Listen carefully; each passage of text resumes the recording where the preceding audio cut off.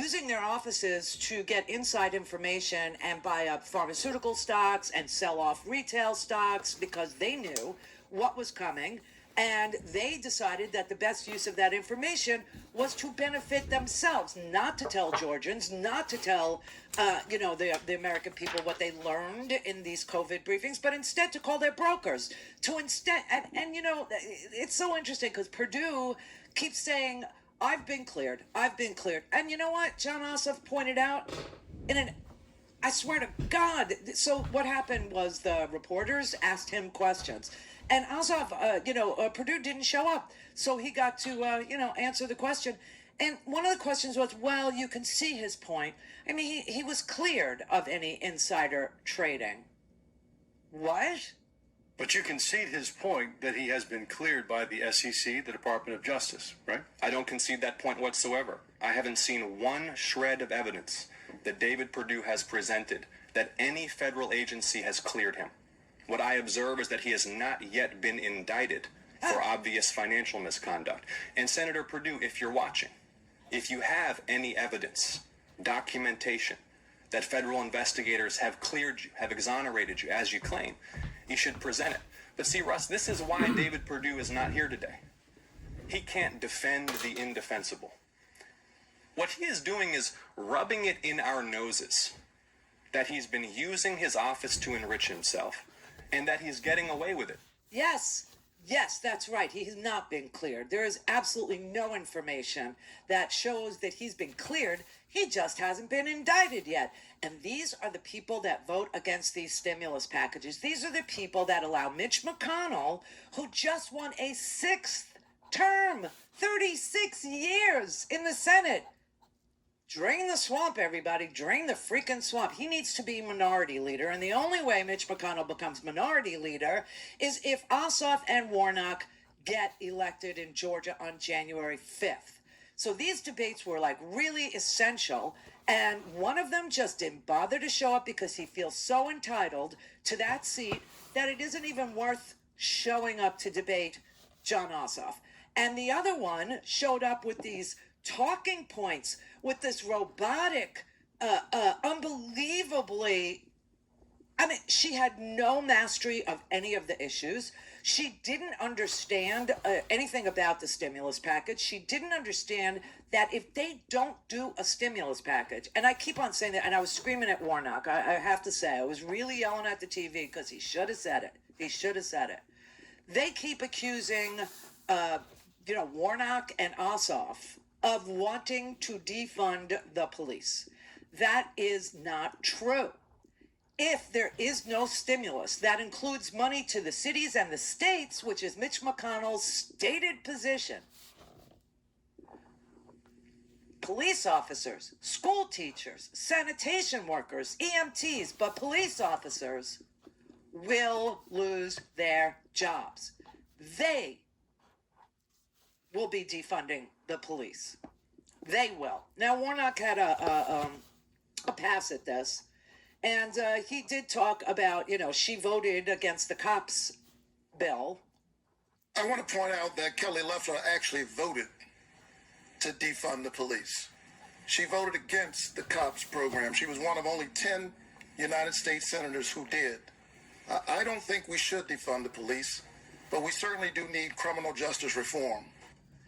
And the other part of it is the stimulus package. If you don't get a stimulus package, that includes money to the cities and the states, and you don't do it before December 31st, okay? If you don't do it this week, they will be defunding the police. The GOP will be defunding the police. Mitch McConnell will be defunding the police. Kelly Loeffler, David Perdue, and all of the Republican senators who are in that club, they will be defunding the police. It was really sick. It was just so sad. It was so sad. And at the same time, Donald Trump was down in Georgia.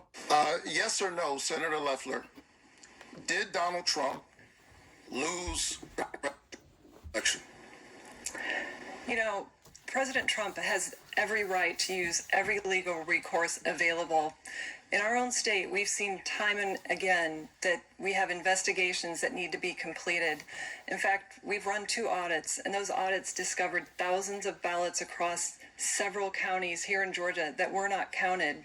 I've called for a signature audit.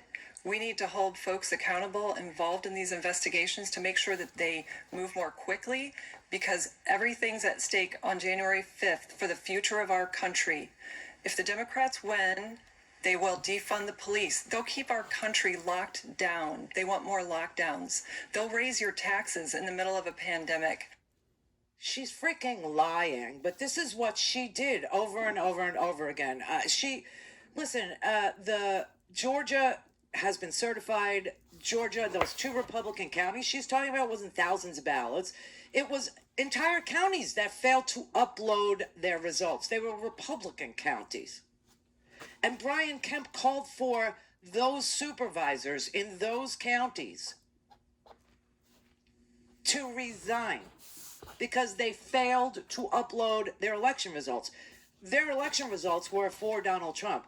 So this is just bullcrap. And what scares me is people in Georgia are listening to this rehearsed, talking point riddled, canned, robotic, rogue person talk about the future of the United States, because truly, if we lose 1 or 2 of these Senate seats, if we lose either of these seats, Mitch McConnell is the majority leader, and we get no stimulus, we get no help, we get nothing. We get absolutely nothing. They are not interested. California, you got 33 million people on lockdown now? 33 million people as of last night on lockdown. Other countries, how they were able to battle COVID? They paid people. They paid people to stay home. Pay to stay. We won't do that, and so people have to put themselves at risk. People have to go to work. People have to get out there. And that's why we can't beat COVID. That, and the President of the United States made wearing a mask a political thing in the middle of a freaking pandemic that even in 1918, when you look at the Spanish flu, which was an American flu, everybody was wearing a mask. Everybody. But no, they're more interested in super spreader events and saying that this extra legal bullcrap that Donald Trump, that he's calling Brian Kemp, and he's asking Brian Kemp and this GOP legislators in Georgia to hold a special session so that they can send a slate of electors that does not reflect the will of the people, these extrajudicial steps, these extrajudicial pleas to people, to go to people's houses and to harass them and to go armed to the Secretary of State's house, to the election supervisor's house, to the governor's house, go armed and threaten them. He thinks, she just kept repeating, the President of the United States has every right to pursue his legal, remedies. This is not legal. This is not legal. There is nothing in federal law that says that the states who have already chosen the manner in which the electors are to be selected, and they chose popular vote to be the way that the electors are chosen. Now all of a sudden they're going, no, send a different slate of electors, this is fake. This is false. This is not legal. This is outside federal law. This is outside of state law. To subvert the popular vote and declare Donald Trump the winner? What do we live in, Soviet Russia? I mean, where the hell are we?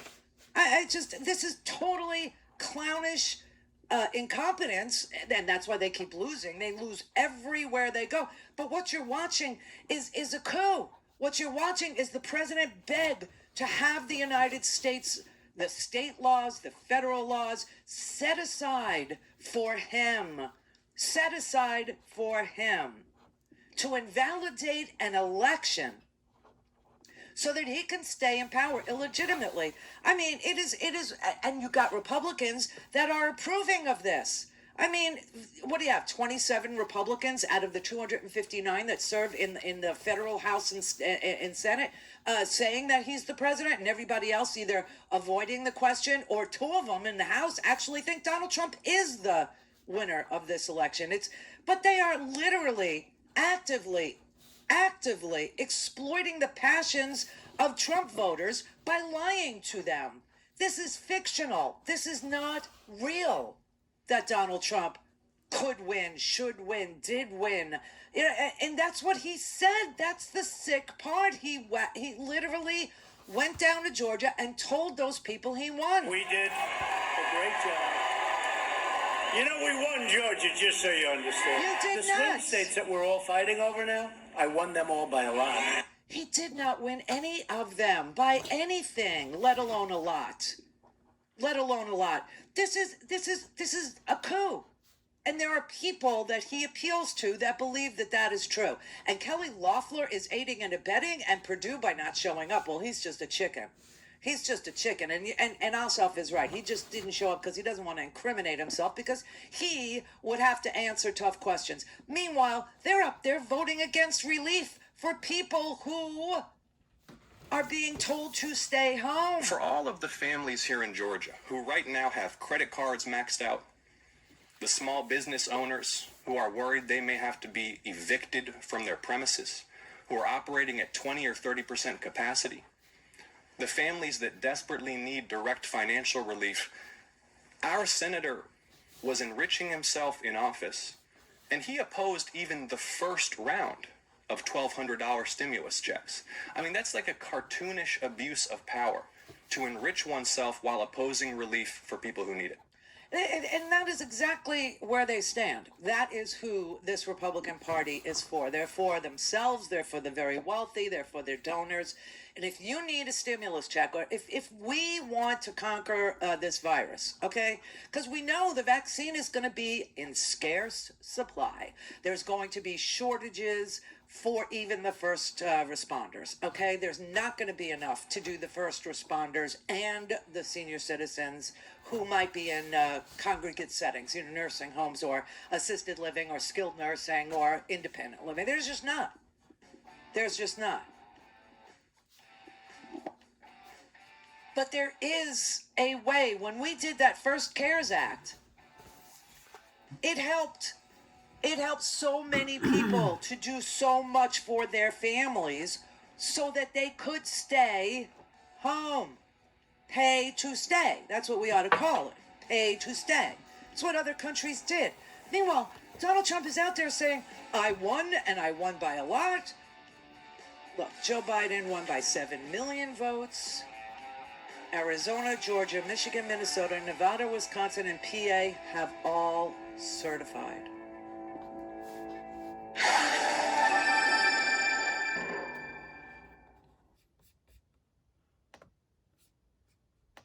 Clear for takeoff. Is crazy lies likely to be believed. This 564.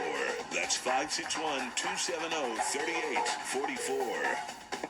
Kelly Loeffler, on the other hand, was teaching the big banks how to hide their investments offshore in the Cayman Islands. This is how she spent her career before she went to the Senate. This is what she's been focused on now that she's in the Senate. She was only there 3 weeks. I'm not sure she was fully unpacked when she started dumping millions of dollars of stock trying to protect herself. And she purchased that seat. Yeah, it's done well for her. The issue is that the people who sold it to her don't own it. And the people of Georgia are coming back to get their seat. Yay. I'm telling you, Georgia, today is the last day to register for this special election on the 5th of January. Today is the last day to register yourself. Register to vote. It will be right after the Christmas, New Year's holiday. The Tuesday when everybody goes back to work is the day that this election is going to be held, January 5th of 2021. It'll be the first election of 2021. There are other elections in 2021. We will guide you through those elections so that you don't miss them, because they all matter as you can see. This woman is a fake. She is a fraud. She is a phony. She is a scripted talking points, lunatic, fringe, right-wing, QAnon-loving, self-enriching, self-dealing appointed senator. And why did Kemp pick her? Because she is rich and her husband owns the New York Stock Exchange. Not interested in helping you through this pandemic. Not interested in a stimulus package. Not interested in $1,200 checks. Not interested. You know what's in the compromise package that still can't get on the floor because Mitch McConnell doesn't want it on the floor? And as long as he's the majority leader, he gets to say what gets on the floor and what doesn't. I hope you understand that whoever the majority leader is gets to say what comes to the floor. And Mitch McConnell isn't the slightest bit interested in helping people get through this. Not the slightest bit interested in anything that affects you, your life, your business, your small business, being able to go to work, childcare, family leave, sick pay. Doesn't care. It's not something he thinks about. He thinks about pure power. He thinks about majorities. He thinks about judges, and that is it. That is all he thinks about. And if you don't like the fact that we can't get a stimulus package that's already passed the House since last May on the floor of the Senate, then you want to see these two phonies, these two rehearsed pieces of self-dealing, you want to see them lose. And the only way to do it is turnout. Nobody's mind is going to get made up because of anything I'm saying, or because of anything she's saying, or because of anything Trump says. Everybody's mind is made up. So it's all about turnout. And if you're not registered, you can do it today, online. The lay of the land is only 27 congressional Republicans acknowledge that Joe Biden won this election.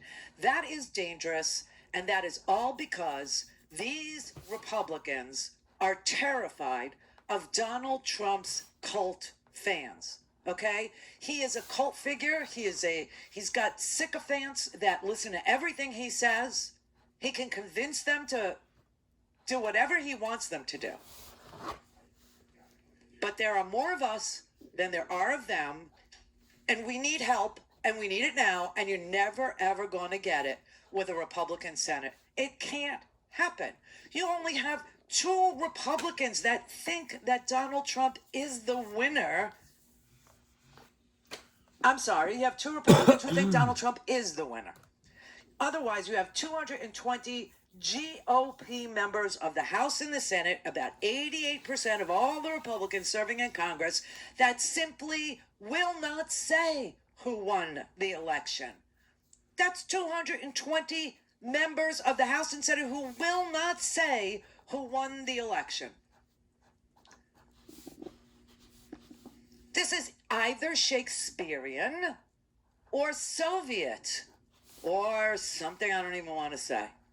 But they're very busy with the socialists.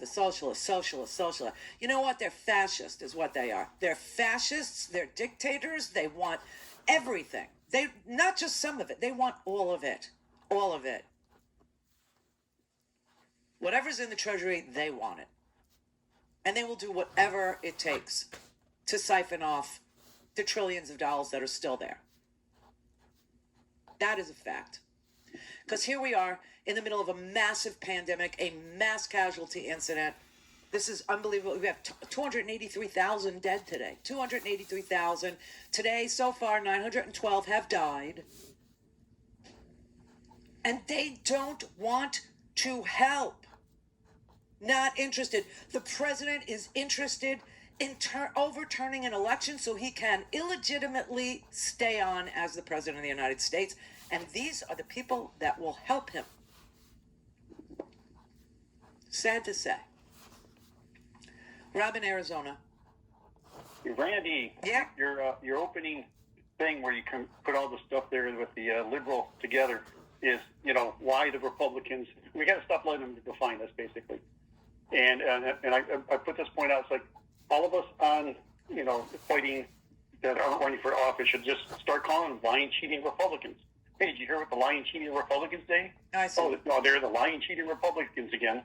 And then after a while, I just call them LCRs.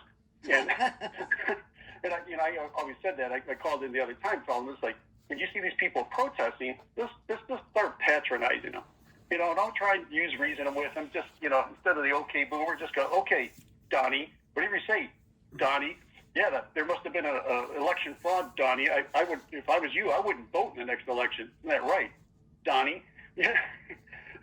You got to have the emphasis on the pause between the Donnie, but just patronize them. But you pointed out that we don't do that. And if they're going to call us one thing, as far as, defining who we are, we either need to correct that and say, oh, a radical liberal. Oh, that's right. We want healthcare, affordable healthcare for all as a radical liberal. That's not radical.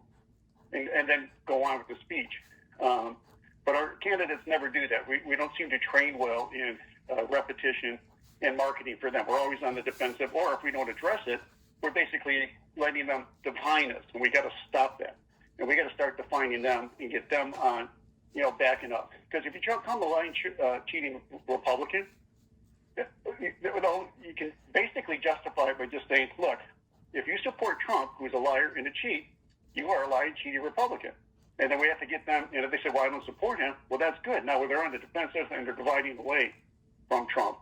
So we just got to go on the offensive on some of these repetitive things and start defining them for a change at the lower levels. I know our candidates probably don't want them doing that, but us in the field can do that.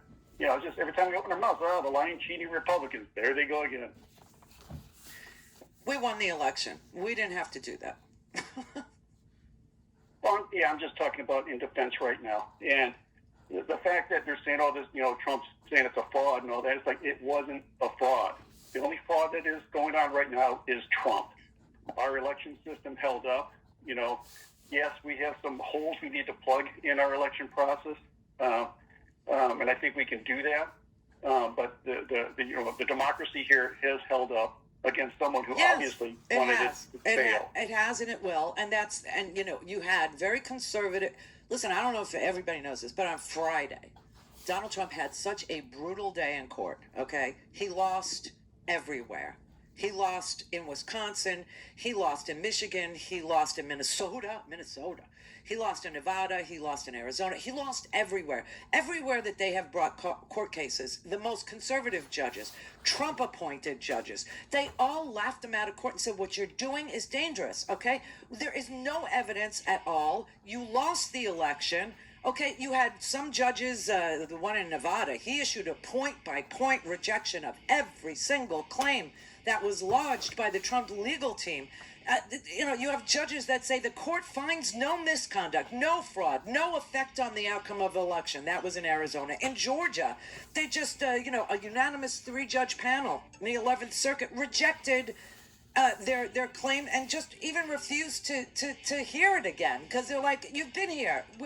You won't. Just go away. He's weaponizing the legal system right now. He's just trying to keep his message alive. He's wasting everyone's time. He is wasting everybody's time, and time right now is death, okay? That's the truth. Everybody needs to shelter in place for a certain amount of time, and they need to get paid to stay. Paid to stay.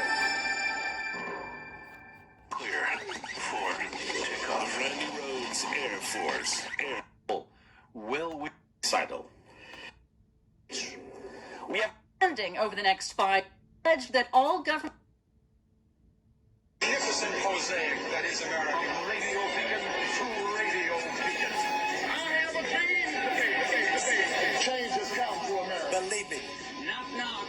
Who's there? Hey. It's a figment of your imagination. Randy Rhodes Show.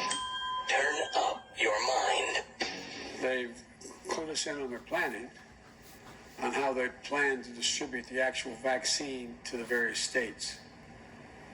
But there is no detailed plan, that we've seen anyway, as to how you get the vaccine out of a container into an injection syringe into somebody's arm.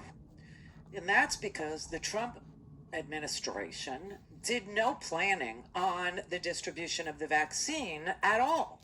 The Trump administration is going to drop ship a certain number of doses into states, and that's it. And if the money doesn't get approved by the Senate for the cities and the states, as it has been approved in the House since last May, then the states don't have the ability to distribute the vaccines, number one. And number two, there is going to be a very scarce number of vaccines, a trickle of vaccines. You know, they promised by the end of 2020, the Trump administration promised that we would have 35 to 40 million doses.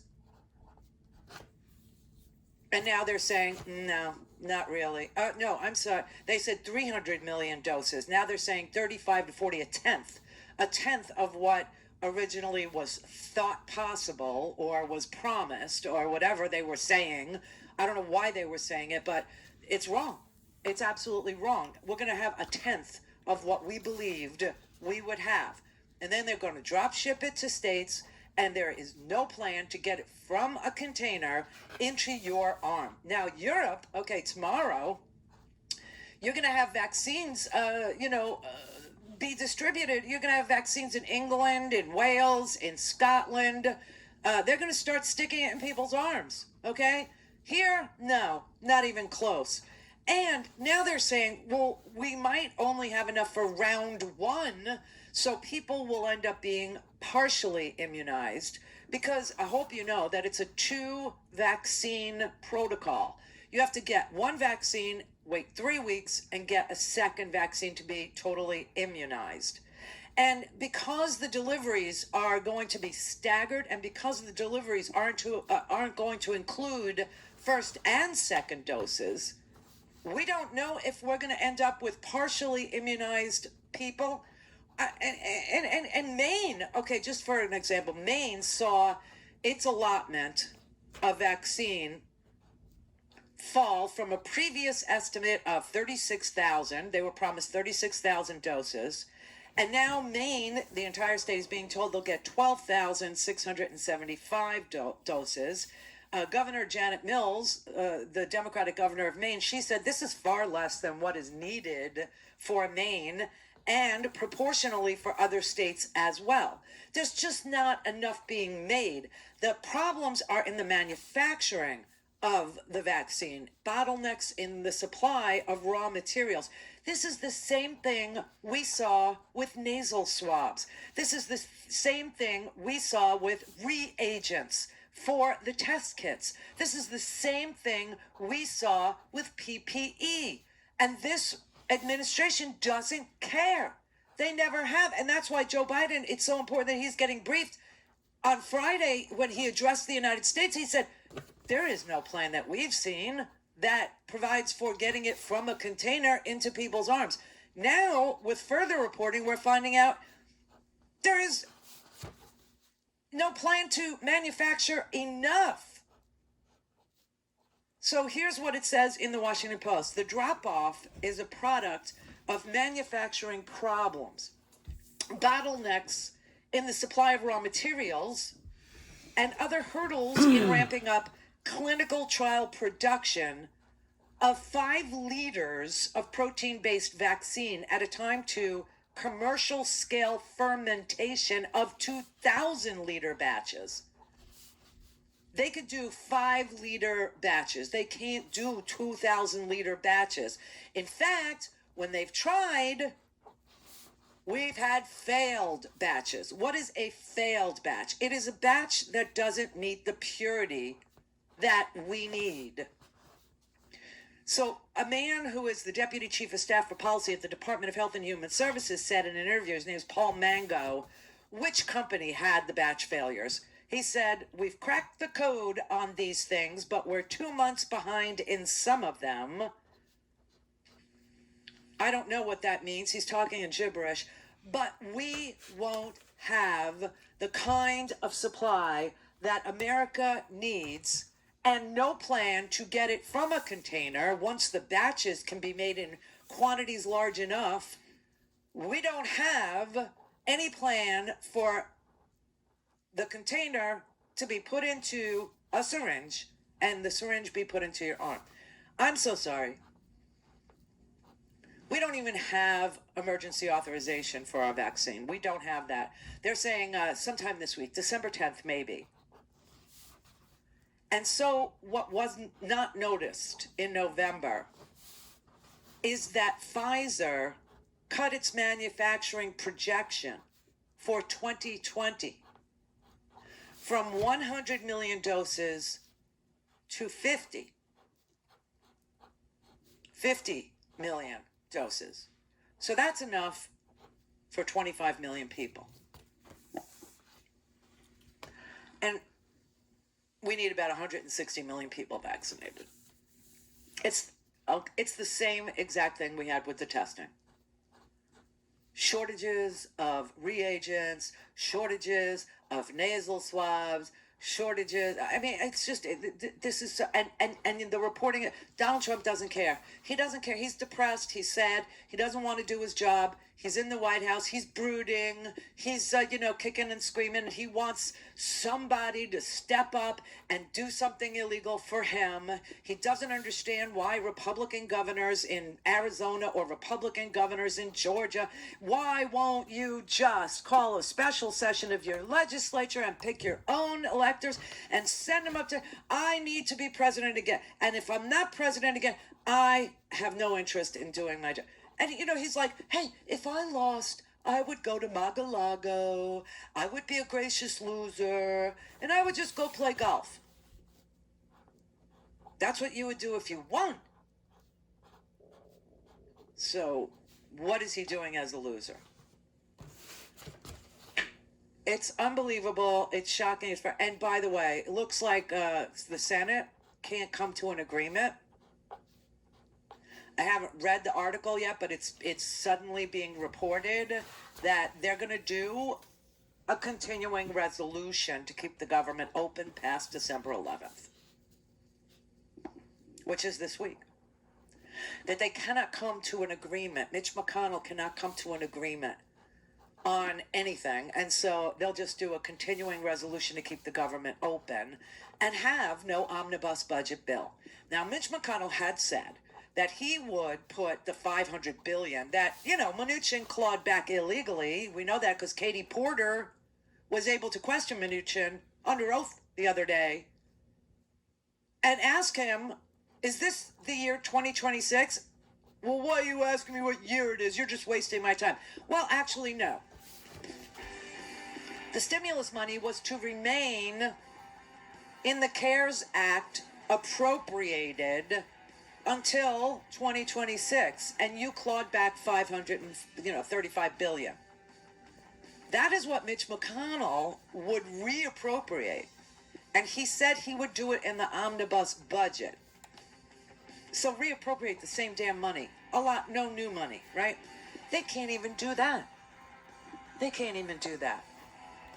So it looks like we might get a continuing resolution this week. People are losing everything. The moratorium on evictions, that ends December 31st. Unemployment ends the day after Christmas.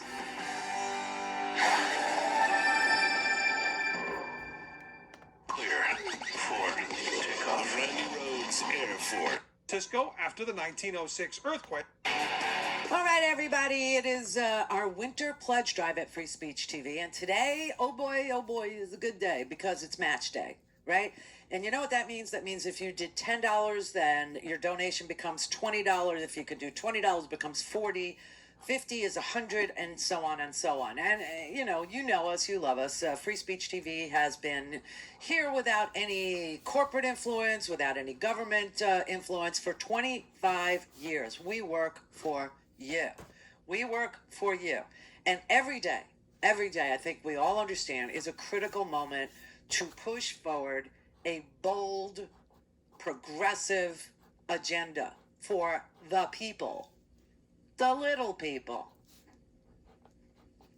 So you do a little something for us, and we will keep meeting you right here every day with the truth. And today is a great day to do it because it's match day. So if you need the phone number, it's 877-378-8669. If you're watching it on TV, it's up on the screen. If not, go get a pen. Get a pen.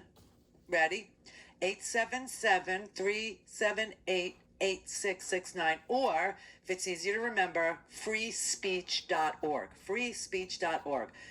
If you do call the number, maybe you'll get one of our 16 beautiful staff members out in Denver, Colorado. You could ask them how they're doing and let them know that you want to take advantage of today's match day, because anything you donate today will be doubled. So call now or just do it at freespeech.org. 877-378-8669.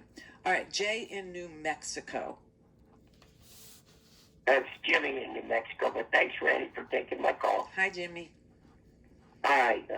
Listen, I just, throughout, I'm a free speech listener. I have been for the last 10 years. I watch you and all the way up until the afternoon before I finally say, I can't take it no more. But I'd like to just say that, it's almost, especially since the Obama years, but it probably started during the Reagan years, is the fact that owning the House and the Senate is just as important, if not more, than actually the president. That's the way the Constitution has been ripped apart, and it's been, misviewed. And I mean, this administration, the Trump administration, has shown us how they can get around the Constitution of the United States and still not be condemned.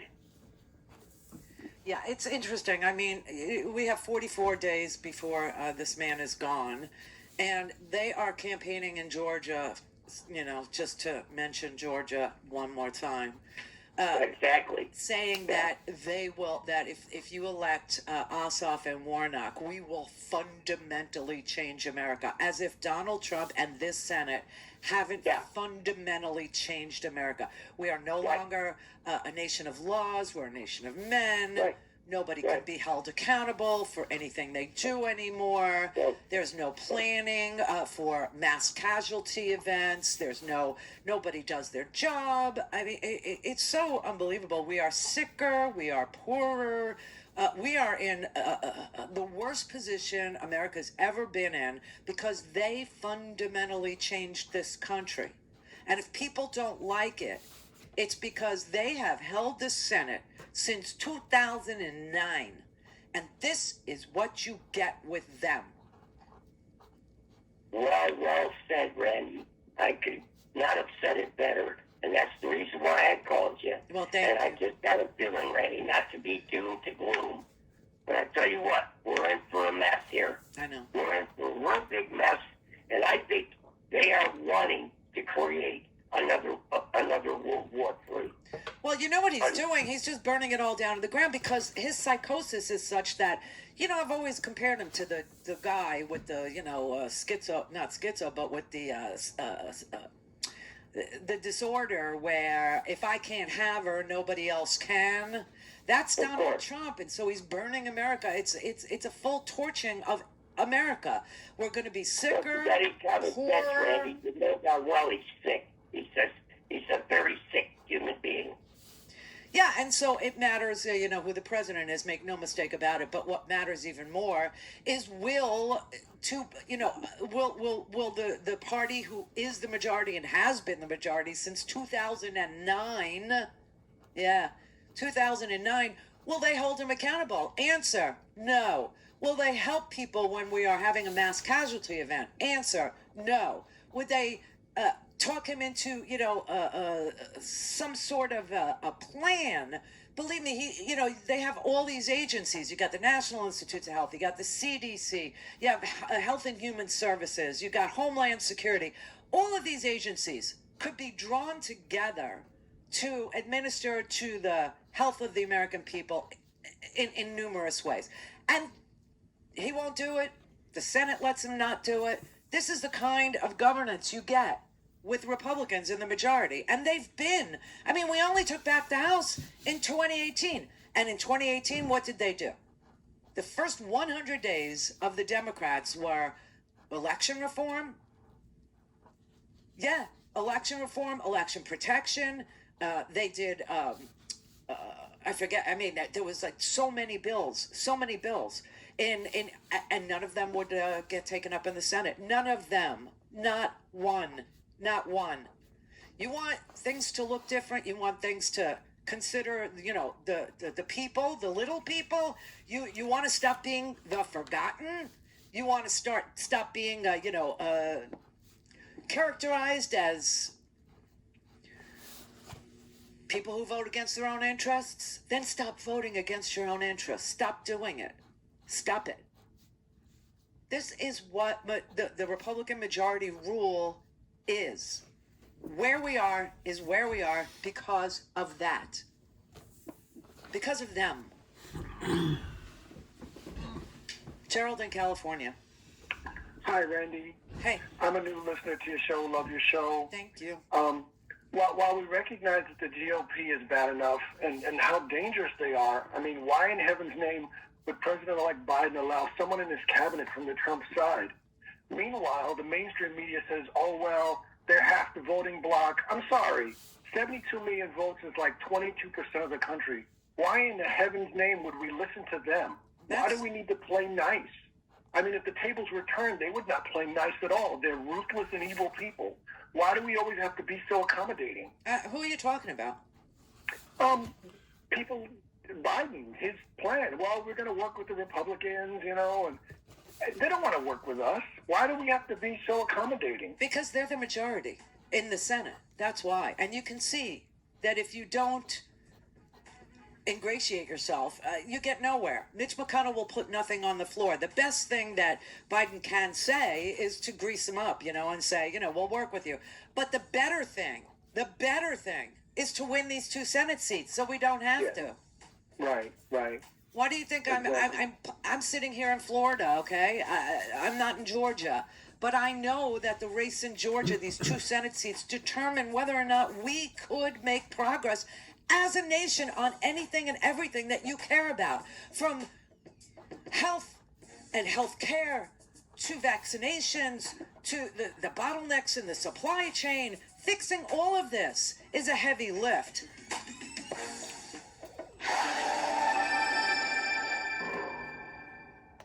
Clear for takeoff. 1,000 were profits of a rapacious.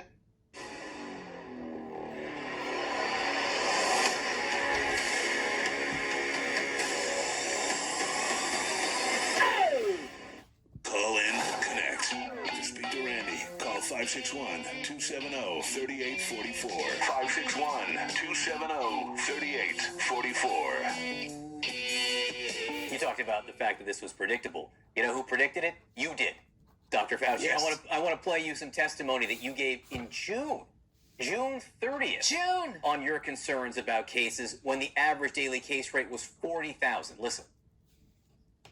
When you have an outbreak in one part of the country, even though in other parts of the country they're doing well, they are vulnerable. We can't just focus on those areas that are having the surge. It puts the entire country at risk. We are now having 40,000+ new cases a day. I would not be surprised if we go up to 100,000 a day if this does not turn around.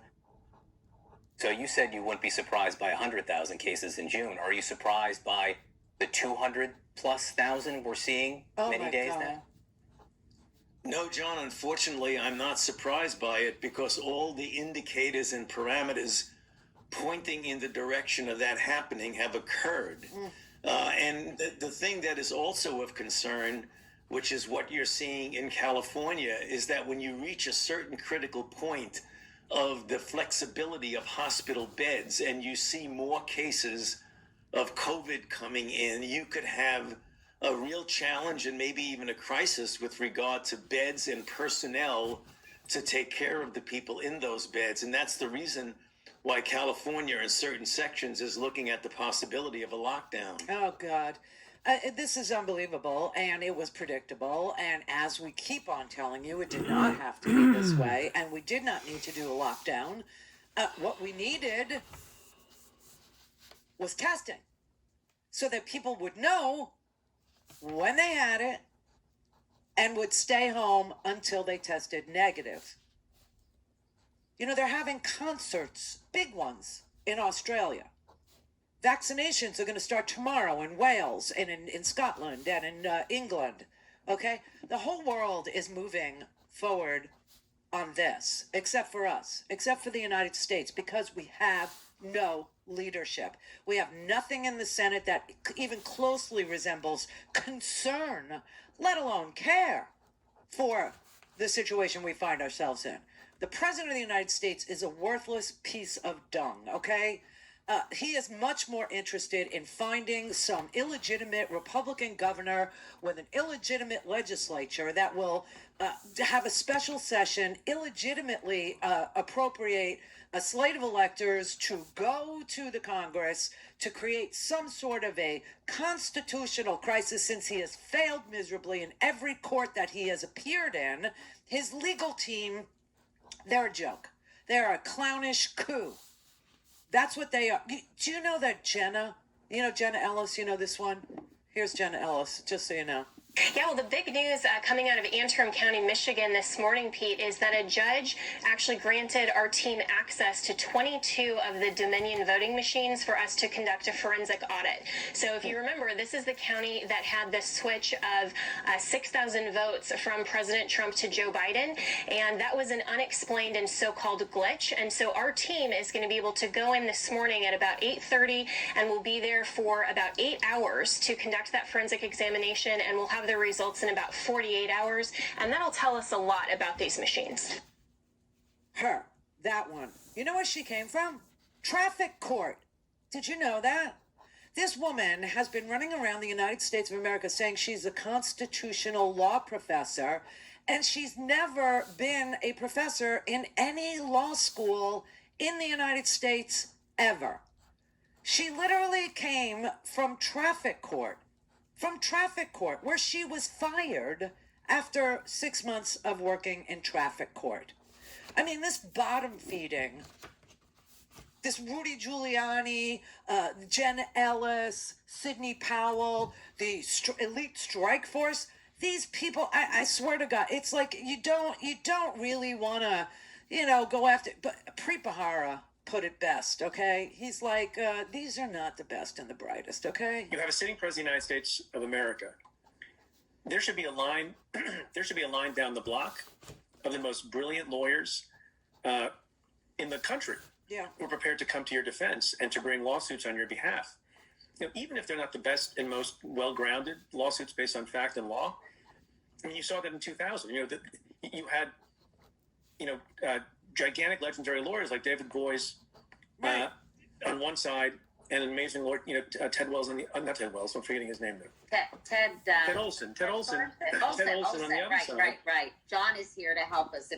Yes, thank you. And I don't mean to disparage individual lawyers, but the dream team, these folks aren't. And you'll see that law firms are staying away from these kinds of cases. They don't want to make frivolous claims because they have reputations and they have careers and lives to live beyond this craziness of transition. So, the first sign that you know that something is wrong is the quality of the lawyers. And then the lawyers, the complaints that they're bringing, and this may seem like a small thing, but spelling mistakes, filing in the wrong court, naming the wrong parties, all those kinds of things are not what you see ordinarily, even in regular cases in state and federal court. But to see it on behalf of a sitting president of the United States, the most powerful person in the world, tells you something about the quality of the arguments being made. And for him, it seems to me to be laying the groundwork to convince, a subset of the population, his base, that the election was stolen from him through the courts. I think it's backfired a little bit, because I think he could have made all those claims about election fraud and said it on Fox and said it on OANN and Newsmax and wherever else he's allowed to peddle his lies. But I think at least with some, group of people, the fact that he loses again and again and again and again, 30-something times before courts that, by the way, have judges who are appointed by him. Yes. And were appointed by other Republicans. It makes it a little bit harder to make the argument that he's been robbed. These are this is bottom feeding. So he's right. I mean, look, you have serious, election law is a niche. It's a niche in the law, okay? You don't hire a girl from traffic court to make constitutional arguments or to make arguments about technical, forensics and she doesn't know what she's doing. Rudy Giuliani, I mean, let's just hope that you can't spread COVID through passing gas, because that's what he was doing at these, freaking hotel room hearings. He was sitting there farting is what he was doing. But, you have this futile legal effort. But as long as Donald Trump can point to any legal effort, he can say the election is in dispute. But you had the most devastating opinions, both in recent weeks and definitely on Friday. I mean, Friday was so brutal. The Supreme Court of Wisconsin, Arizona, Georgia, Michigan, Minnesota, they all threw them out of court. All these justices threw this team out of court, and here we are in the middle of, I don't know what else to call it, but a mass casualty event. I don't know. They're talking about 500,000 of us dead by next year. 500,000 of us dead, and the president he won't lift a finger, and neither will Mitch McConnell.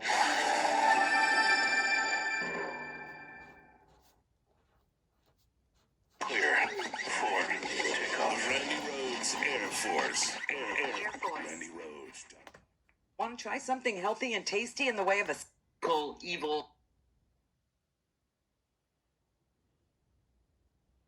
Don't give up. Don't give up.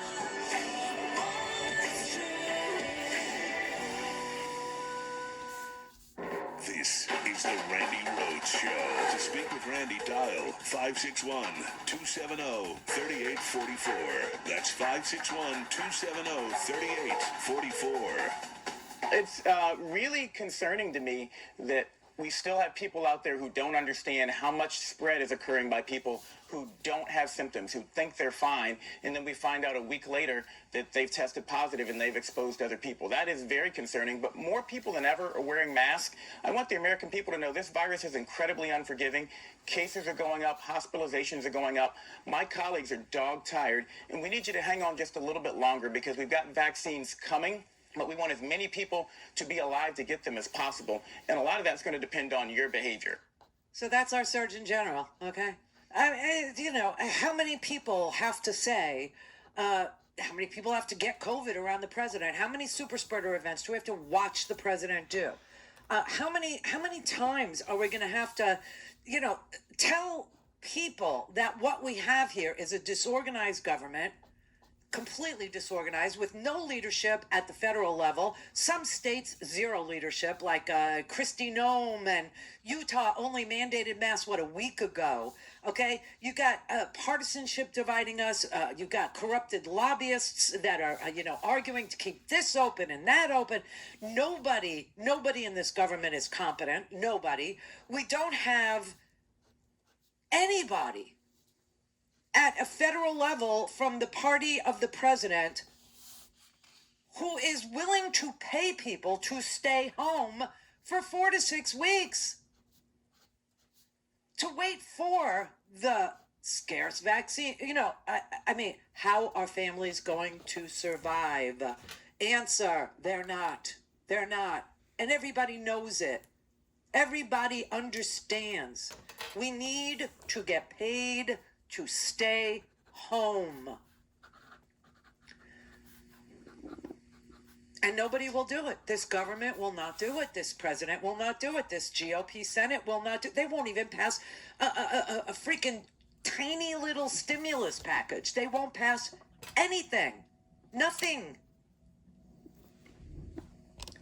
We've been